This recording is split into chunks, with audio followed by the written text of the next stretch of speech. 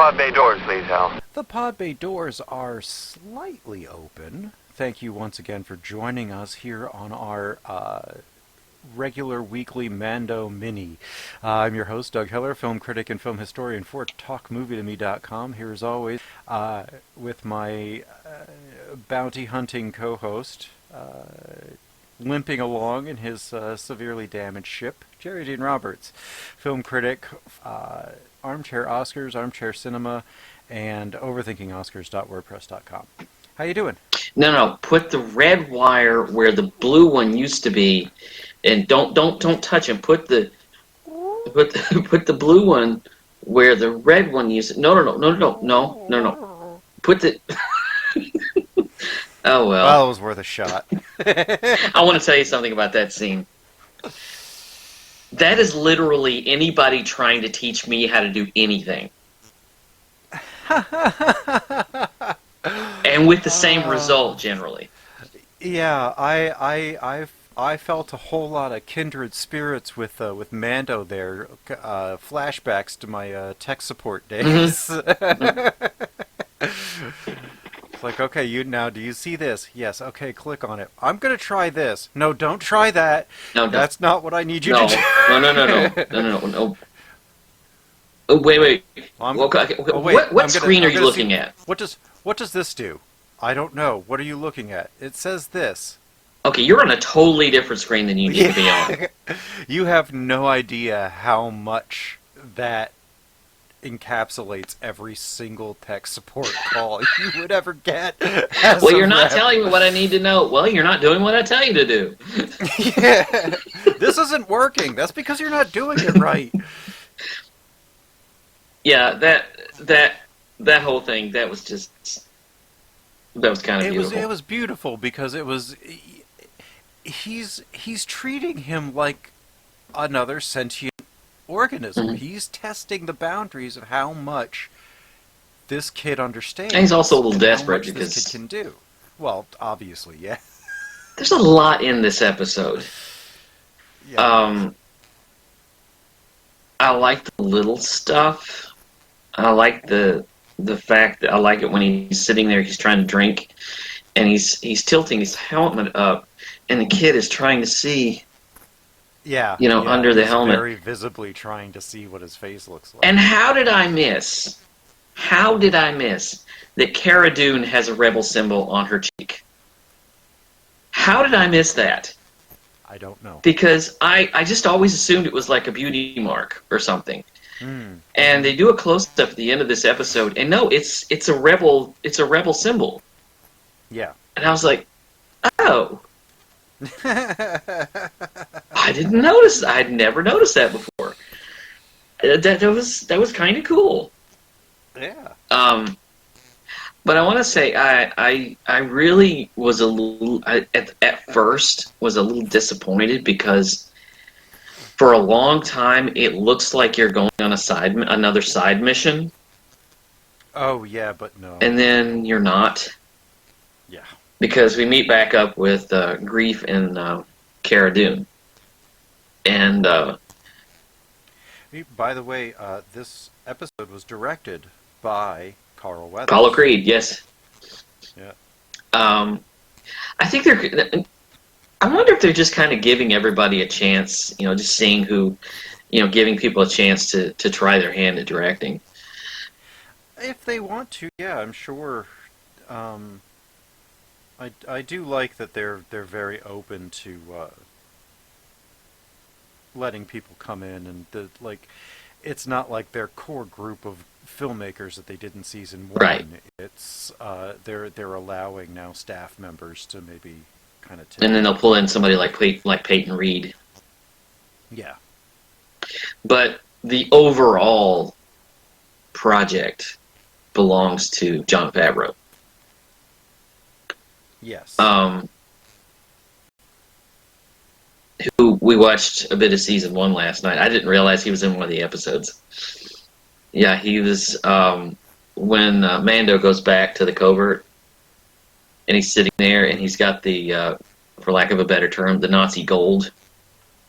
Uh-huh. And he's the big guy who says, "This is the reason we have to hide in the shadows." Hmm. That's John Favreau. You can tell it's his voice because my wife's like, "Oh, okay, yeah, okay." But yeah, It's weird that an Ardinian would be in the Mandalorian yeah, group. I didn't yeah. think that they would do that, but But this is a again. I thought we were going to get against another side mission, and I thought, okay, this is literally the halfway point of the yeah. season, and this is episode 4 called "The Siege." Hmm. Um, and he wants him to help. Grief wants Mando to help take out this Imperial base that's at the edge of town. And by the way, he's become what, the mayor of this town, He's kind of become the administrator for the entire planet. It seems. and she's the Uh, marshal. she's the marshal for Navarro, Mhm. and yeah, they really cleaned up. There's a school. Mhm. They turned the bar into a school. Yeah, that was the bar. I thought that was the. I thought that was the client's stronghold. Was it? I thought it was the bar. Yeah. No, that was the client's stronghold. That was where the client was. Um, but they turn it into a school, which the teacher is a protocol droid, Yes. and he really needs to stop leaving the kid with people. I know he's Well, going out he to. didn't want to. I know he's going out to take care of a mission, but this is gonna cause problems in the future.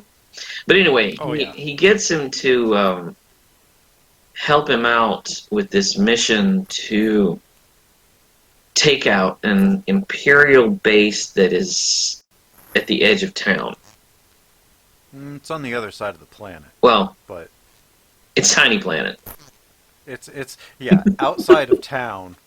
It is on the other. I mean, you're on the other side of town for me. Yeah, You're on the outside of my town, very, very, very far outside. it's Tiny Planet.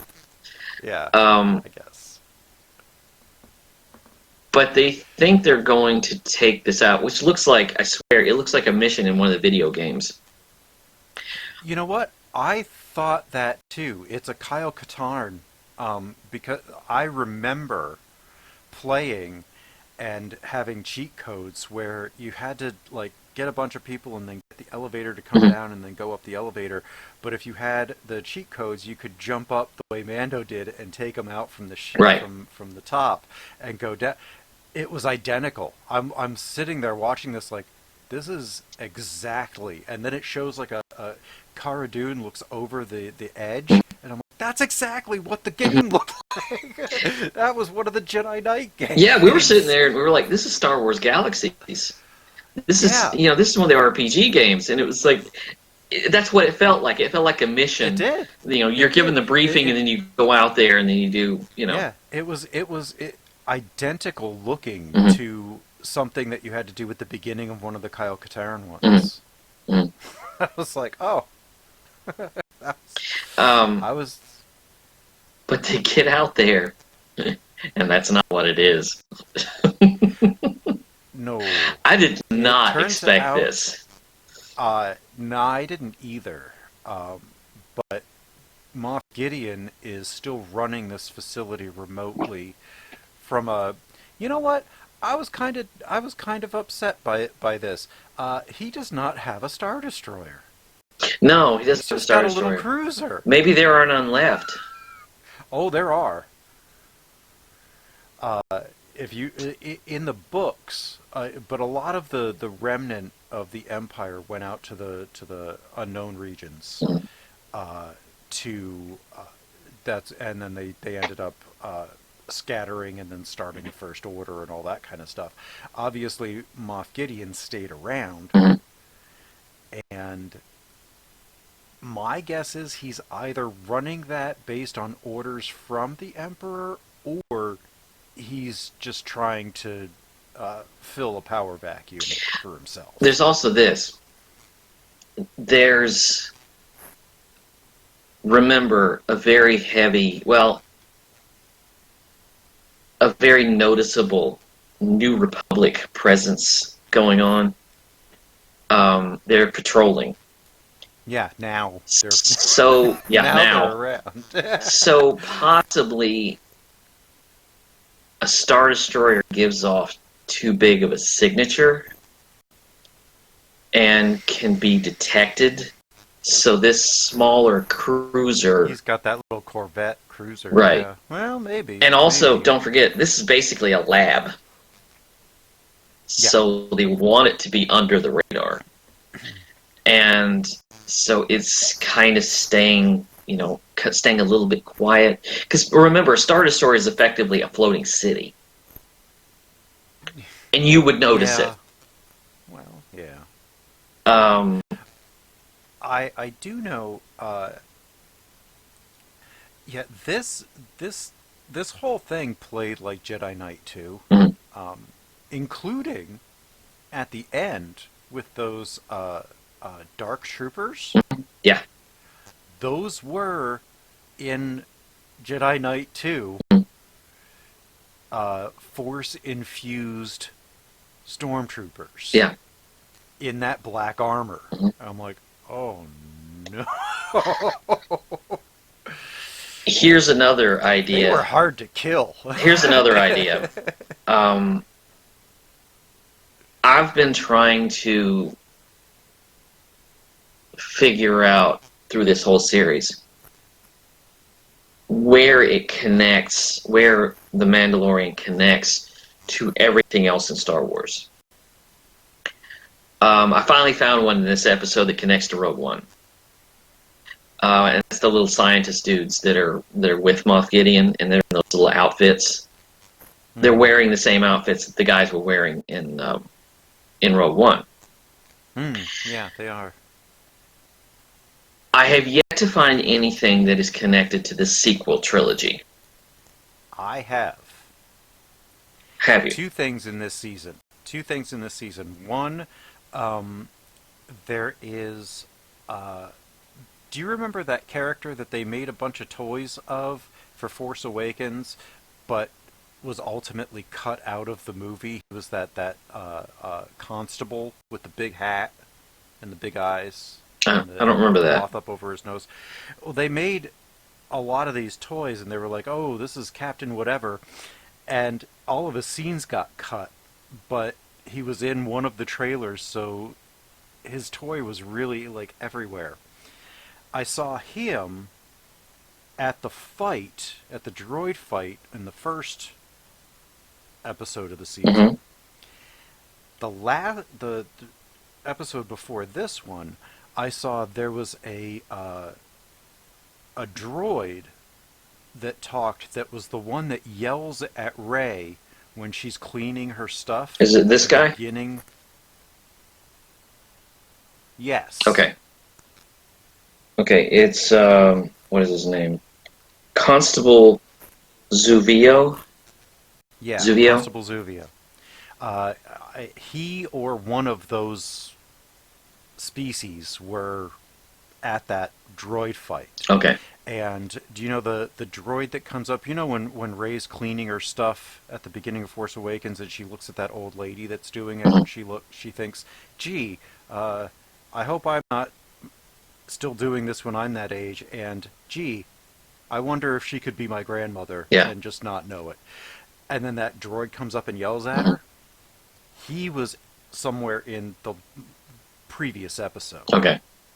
So I've seen some things that if you're in the background off to the side, You have to look for it. that do relate. Yeah, you do. The thing that I was thinking about is the cloning. Because we know that in Rise of Skywalker it eventually leads to Palpatine. And, you know, we know the Kaminoans got pretty good at it. Yeah.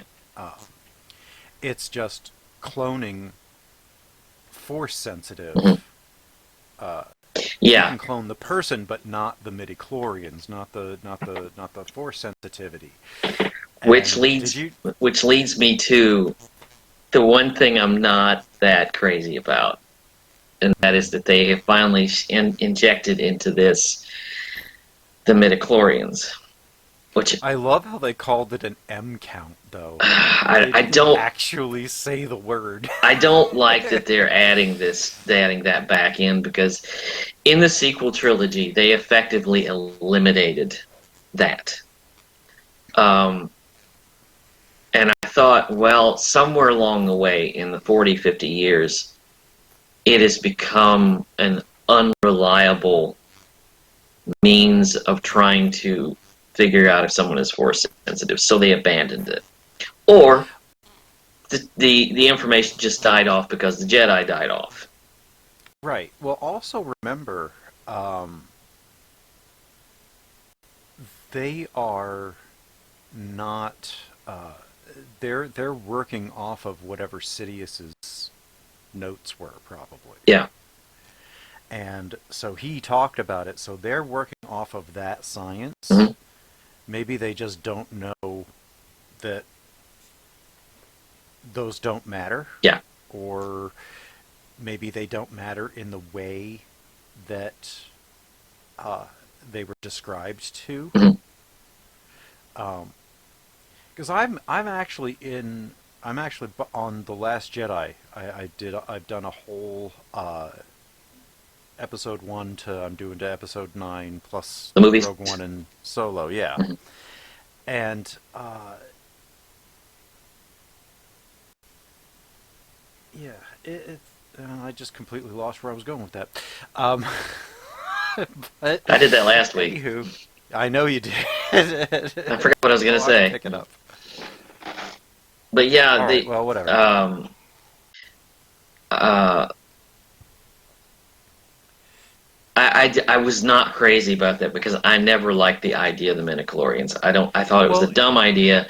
It pulls away, for me anyway, this is just for me, mhm, pulls away the force being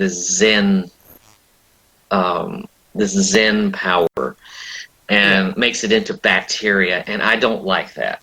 Well, I kind of look at it like this. When I was rewatching it, maybe this is what I was thinking about in the first place. Qui-Gon says that they're microscopic life forms that relay to us the will of the Mhm. Force.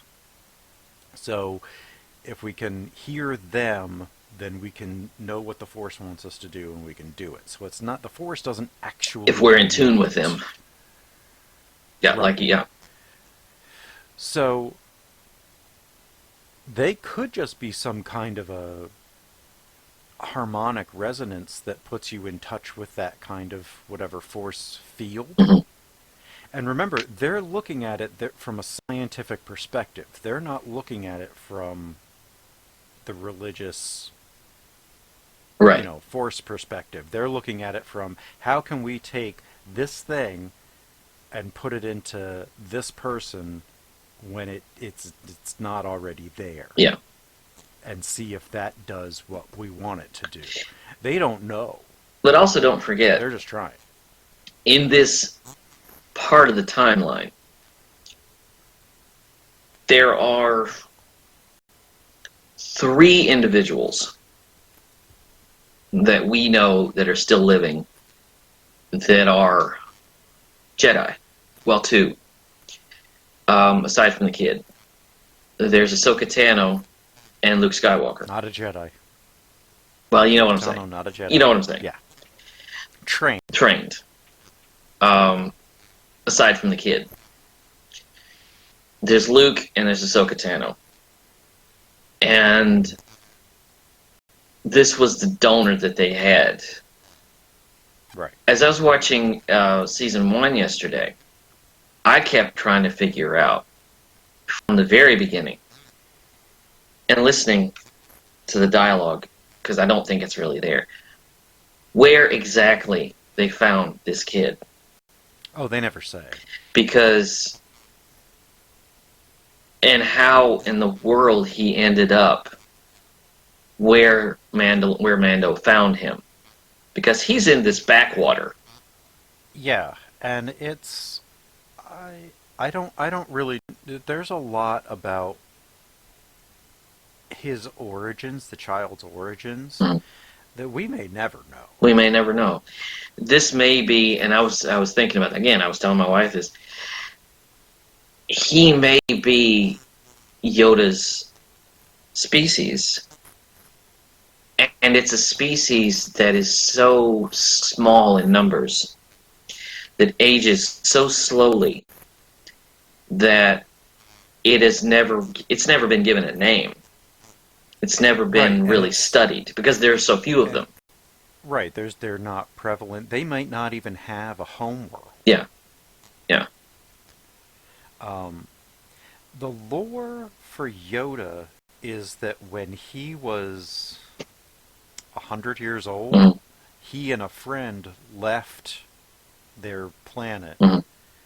and the legends had it that they crashed on Dagobah, and there was a Jedi Master there that started training them, and then he said, "Well, I can only take you so far. Now y'all got to go to Coruscant," Mm-hmm. and he kicked them out. But I don't know if that's part of the canon still. Mm-hmm. But I know that he It's was in Yoda. legends, quote Yeah, unquote. it's in Legends. I know that Yoda was much older Mm-hmm. than the child when he left his homeworld Yeah. and started training. So whether he was taken by the Jedi, dropped off to the Jedi, or crash landed somewhere and got trained by circumstance, Mm-hmm. uh, it feels like there are just not. There's so few of them, and like you said, they age so slowly. You probably would never even see one, Mm-hmm. even if you went to half of the planets in the galaxy. Yeah. Um, we still don't know how they're born, Mm-hmm. Are they hatched? or Are they right, birthed? Are and they, and you know? because of the way he eats, he detaches his jaw. It's very reptilian, Mm-hmm. but he's also clearly endothermic. Right. So I don't know. It's fascinating. I don't know what I don't know where they're going to go with it. I I'm curious to know. I really am. I'm interested because Ahsoka will be the first one who knew Yoda to see the child, Mm-hmm. and I'm excited. It is Rosario Dawson, Yes. not Ashley Eckstein. Yes. Much to my disapproval, I like is Rosario what it Dawson. is. I think she's I wonderful, and I'm adore looking forward Rosario to it. Dawson. I have always loved Rosario Dawson. I She's only a couple years older than me. It's just from the first time I saw her, whatever I saw her for the first time, I've kind of been in love with her. Oh, I was So excited when she showed up in The it's Irishman. yeah. I mean, it's not that I have a problem with her. Mm-hmm. It's that Ashley Eckstein has had a hand in creating Has cemented Ahsoka, the and I character in your brain. right, and the fact that they let Katie Sackhoff reprise her Clone Wars character, and they're not letting Ashley Eckstein because somebody with a bigger name said they wanted to play it, Mm. annoys me, Yeah. and it goes against a lot of what Star Wars always did, which was cast for the part and not for the actor. I'll make the determination for myself when I see her. Um, Sure. I want to see. I mean, I want to give her a chance. You know, see what she's to see how she portrays the character. Yeah, I'm excited to see how it goes, and I have no doubt that all of my bitching and moaning will be just called as soon as I see her on the screen, and I'll just light up and be happy. Um, we'll see. This Uh, episode, this is an exciting episode. It There's not a really lot of is. story, but so much But so happens. much happens. I was telling my wife at the end is because we saw it twice. We saw it early in the I've morning. We seen it saw it twice now too. Yeah. late last night, and we were like, at the end of it, that big chase at the end of it. I'm thinking, okay, if you switch the transport with if you switch the transport with a World War II tank and Yeah. switch the TIE fighters with biplanes, it's an Indiana Jones movie. Yeah, it is. Yeah. Yeah, it is. It's, And that feels very much like something Indy would get sidetracked into, yes, blowing up a Nazi lab that's been experimenting. because It's when they were looking down at that lava pit, I'm thinking, it wouldn't surprise me if one flight up there was a guy killing, sacrificing young Indian boys to Kali. Kalima. Kadima! Um, You know what's really funny? What's really funny? The funniest thing about that is that we are now doing this on, what is it, Google Meet? Was this? yeah. It's called Google Meet. It does this with captions while we're talking. Oh yeah, I was not gonna bring that up, but yeah. And when I said Kali Ma, it said Daddy Mom. Yeah, yeah. I thought that was. And then now when you said Kalima, It it says Kali actually Ma. like yeah. I don't know, man. I don't know. I Captions, actually man. have to say, the captions are much better on me than most times when I do text, speech to text. Mhm. Uh, it always misunderstands me. So the fact that this is reasonably accurate is kind of Yeah. impressive. This this episode sets up so much, and raises so many questions. There are things going on here. I was very, very interested in what's going on with Cara Dune Hmm. because at the end of the episode, this rebel is, this New Republic guy is questioning Grief, and Grief won't give him any information. Right, he's basically saying, so what happened with this? Oh, I don't know. I guess it just blew up. I, I don't know. I I don't don't know, know. man. I wasn't even in town when that happened.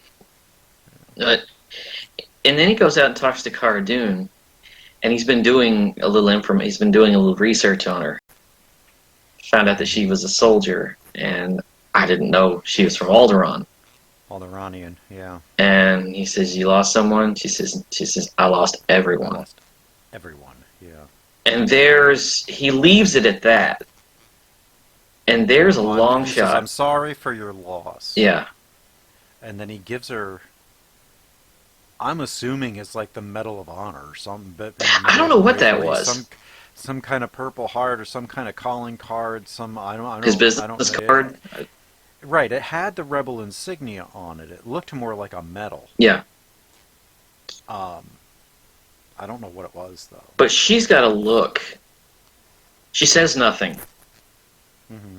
and the camera pulls back on her, and she's just, the wheels are spinning.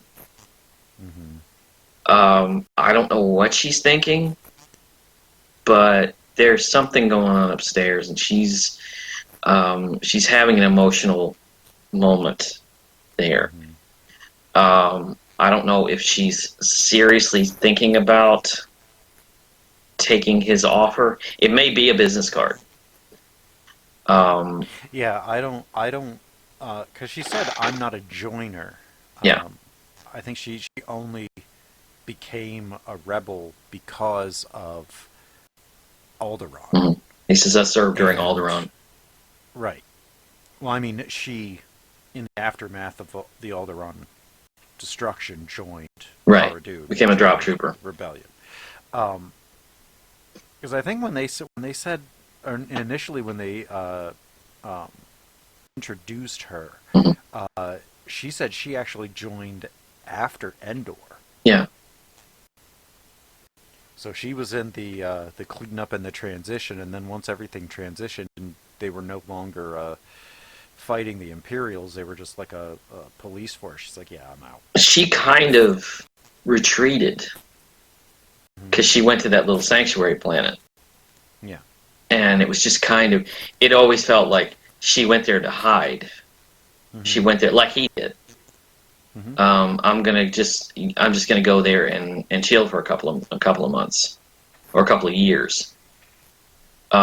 Get to a place that is not blowing itself up. And once she got involved with Mando, it's like, okay, I have to get back in the fight. Right. But I'm not joining anybody. Right. She's not really taking sides. She's still. I think she's there. She still gets to fight the Imperial remnant. Yeah. And that's what she signed up for, killing Imperials. So, but there's something else.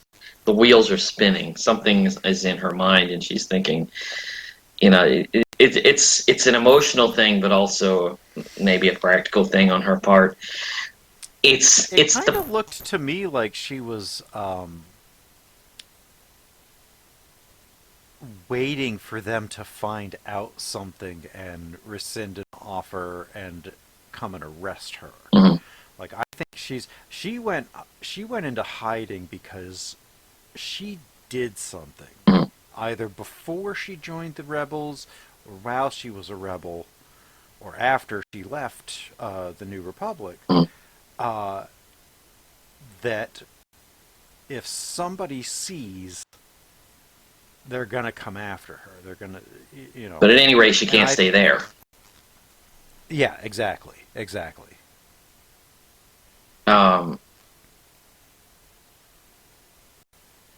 It sets up a lot of conflict later on. A lot of things that are gonna, gonna pay off later. But hopefully, we hope they haven't let us down yet. One thing I'm really grateful with producers of this show and Disney in general is that they keep all of this under wraps. There's not a lot of behind-the-scenes videos out there. No, and there's no interviews. They don't do next time on the Mandalorian. Yeah. They don't give you footage going into it. They give you a recap, but they don't tell you what's coming up. I like that. And there's no there's really no synopses until after it's already aired. Yeah. There's a basic. You don't even know in general what it's about. There's a very, very, very, very basic synopsis on the IMDb. Right. They don't even give you the episode titles until it drops. Well, they probably don't even have it. Right. Yeah, and the reviews don't come down until that Friday. Right. And I like that. Yeah. I like that because it keeps the spoilers down. I come into Friday almost completely cold. Me too, and I like it's kind of fun to do.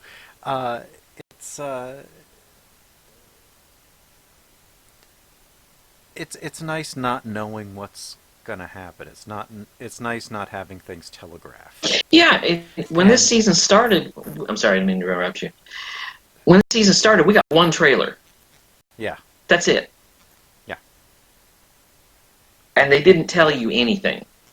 Nothing. Just, hey, stuff is going to happen, and there's a few people that from the first season back in the second season. The dialogue most of the dialogue in the trailer was stuff from the last episode.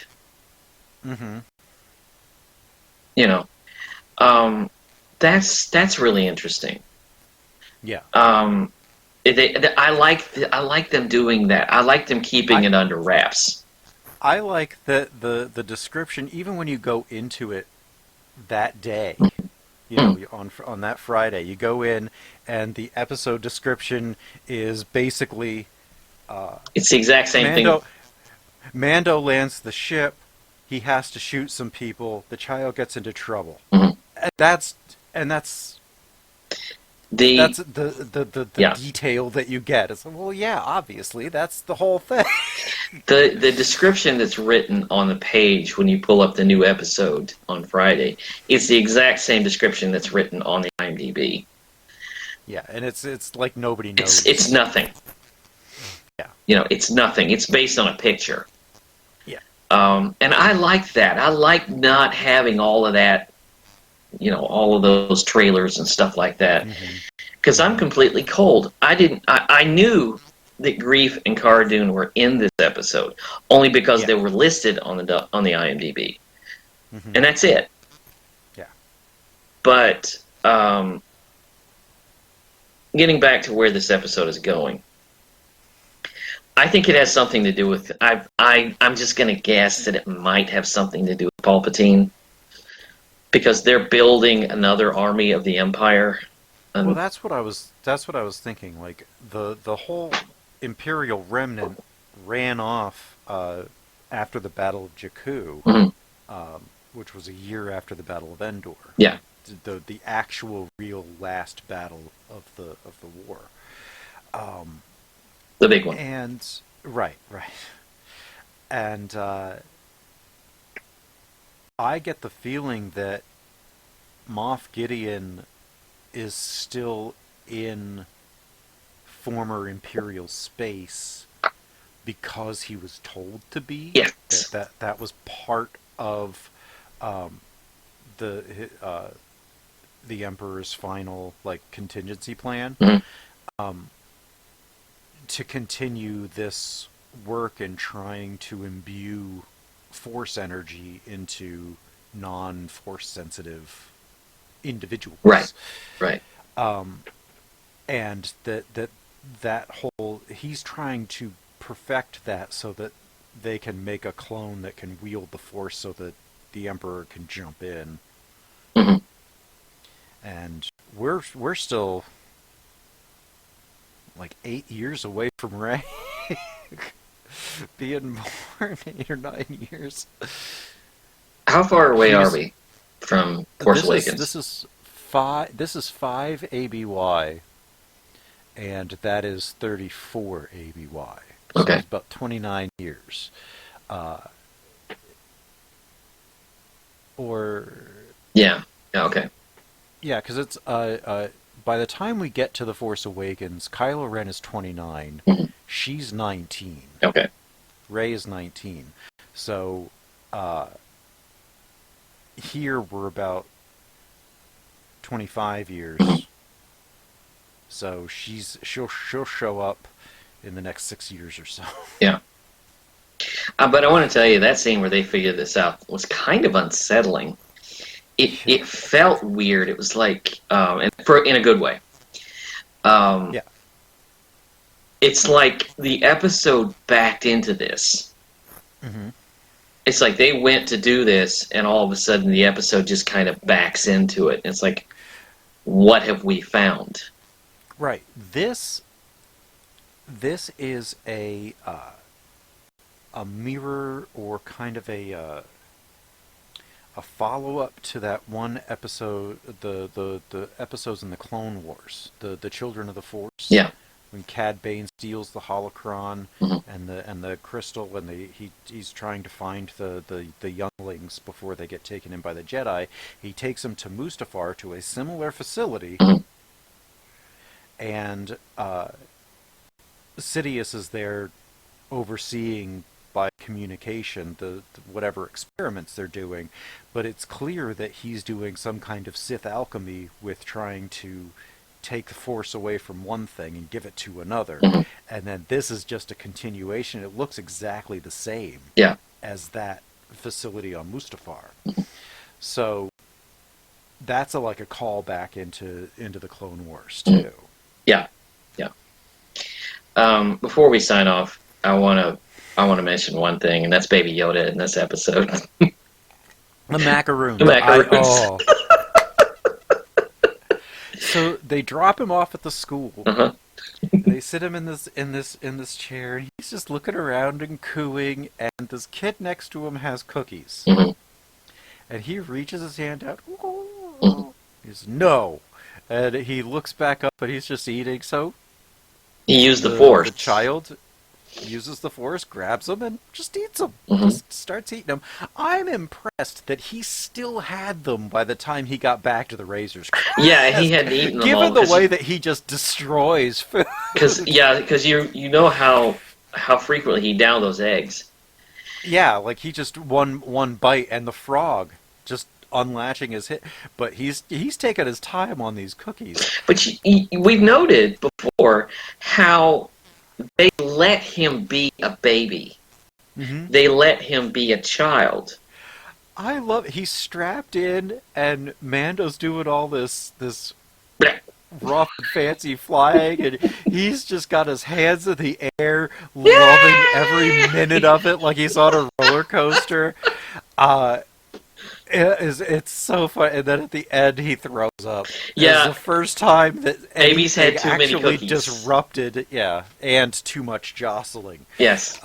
It was probably more the fancy flying than What the I thought was oh. funny is when he's talking to Grief and he spits up those macaroons and Mando He's reaches like, back and cleans off his little chin and his little bib. And I said to my wife, I said, "Okay, you are officially a dad. yeah, yeah, yeah, yeah, yeah, yeah, yeah. And I You loved are how not a he. dad until you've cleaned bodily fluids.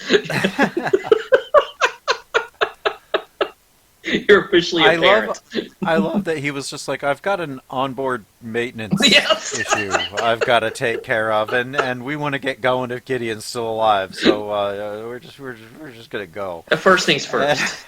Yeah. yeah, He's got dad and you problems to know deal that with. his next step was get into orbit, Mm. get out, get into hyperspace, and take that off and wash it for Yeah. him. Like Yeah. his next step was laundry, and I know it because my next step would have been laundry, and it was when my kid threw up on Yeah. me when he was a baby. Yeah. Uh, I'm waiting for him to go into battle. I'm waiting for him to go into this hardcore battle with spit up on his armor. With little, Mando has got the kid has either thrown up or crapped all over him, and he still has to go into battle covered in this stuff. I think it would be even Warrior parent. funnier if he came out of battle Yeah, unscathed, except this little patch of something on his yeah. shoulder, and they're like, "What's that?" And he goes, "Oh, the kid got sick." Ah, kid got sick. That is great. That is really great. I loved how I loved what they were doing with the child in this, Hmm. and I love what they've been doing with the kid. He's yeah, growing up slowly. mm-hmm, He's using words now. mm-hmm. Because when he was trying to fix that thing, it's like, huh?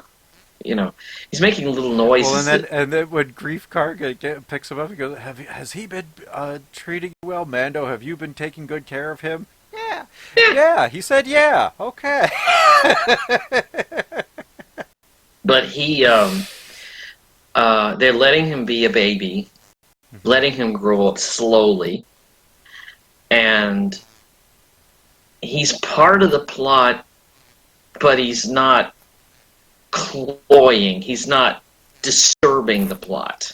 He's the MacGuffin, Yeah, he's and not they're Jar letting Jar him. Binksing the plot.